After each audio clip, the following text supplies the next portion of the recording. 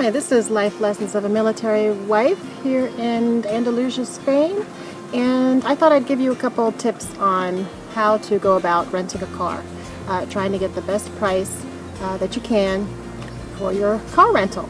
Obviously, there are many ways to go about it. I'm big on saving money, and that's what we're going to do.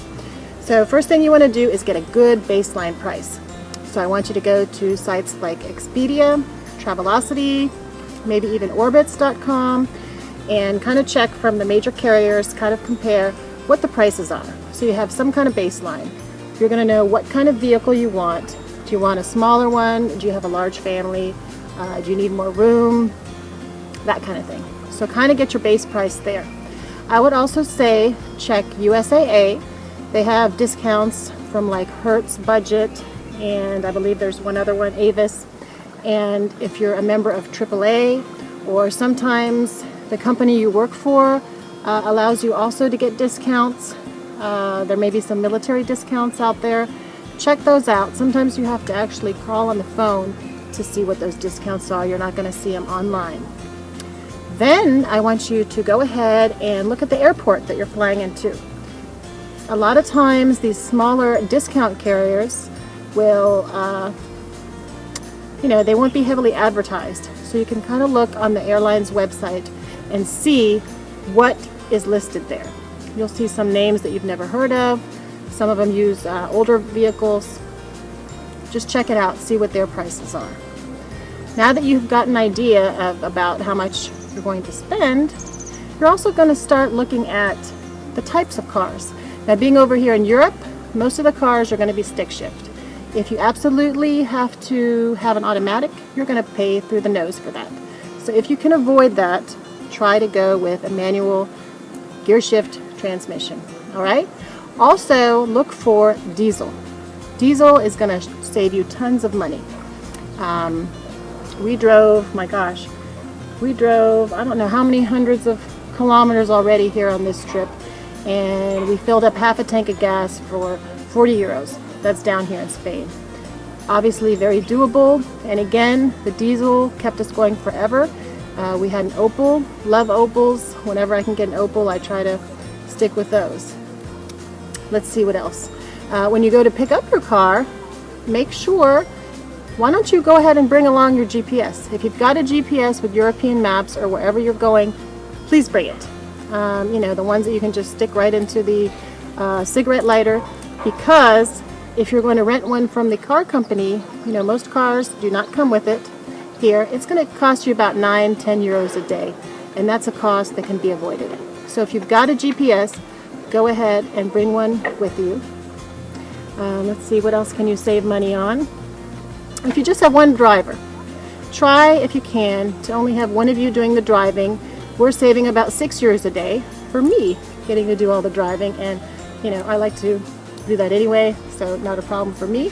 Maybe it's your husband who likes to drive, I don't know, but kind of decide that ahead of time. Let's see, a lot of things people forget sometimes are car seats.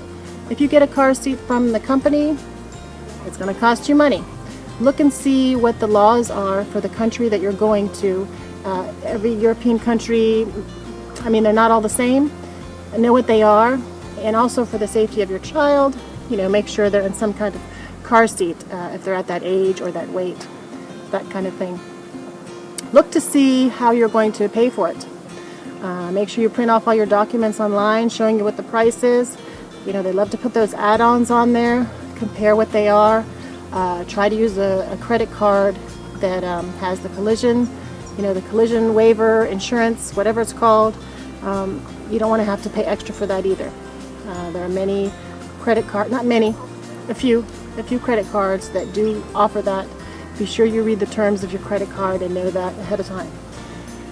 When you get the keys to that car, don't be in such a hurry to jump in and just take off. I always do a walk around, myself and my husband. I even get the kids involved. We look around, we look for any kind of scratch or dent. And if there's anything on that car, I will go back to the rental counter and make sure they annotate it on the sheet that you signed. Get them to sign off on that there is a ding or scratch, even if it's just like a fingernail scratch, get it annotated on there. I always check to make sure it has a full tank of gas, make sure the mileage matches up with what's on the paperwork. Let's see.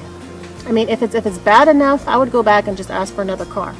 If there's a big ding in there, you know, go back there and say, hey. Or if there's a smoke smell in the car, anything. Hey, you're paying for that car, so make sure you're getting what you paid for. Let's see, what else do I do? When I drop it off, I also take a picture. Make sure, you know, the camera has a date time stamp so you can see when you took the picture. And as anal as I am, I also like to take a picture of the odometer and the gas reading, because you want to come back obviously with the gas tank full again. So if you follow those tips, you'll get a good price, and you won't get hosed later on when they come and say that you got this big dent in the car, or you return the car not filled up, or dirty, or whatever. You know, take your pictures when you drop off that car, know it's in good shape, and you'll be good to go, and there'll be less headaches. And I guess that about wraps that up for the car advice. This is Life Lessons of a Military Wife. Be sure to visit my blog. I'm on Facebook, Twitter. I'm also on Instagram.